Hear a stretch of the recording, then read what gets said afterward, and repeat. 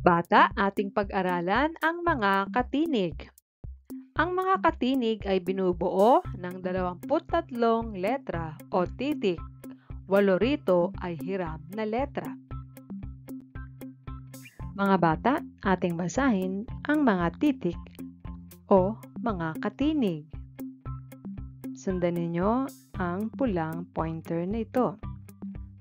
B, C, D, F, G, H, J, K, L, M, N, N, NG, P, Q, R, S, T, V, W, X, Y, Z.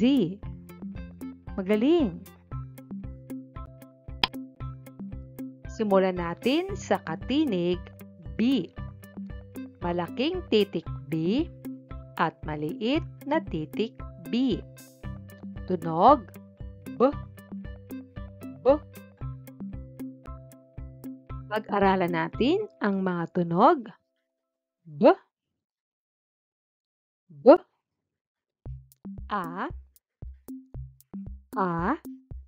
Pagsamahin ang dalawang tunog B, A, ba, ba.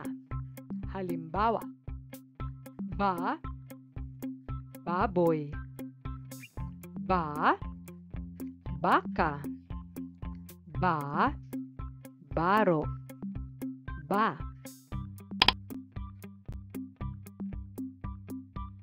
B, a, ba, ba, bata, ba, bato, ba, bayong, ba. B, a, B, a, ba, ba, basa, ba, bakod, ba, baha, ba. Magbasa pa tayo. Ba, baso, ba, bara, ba, balat, ba, basura, ba, bakuna, ba, batis.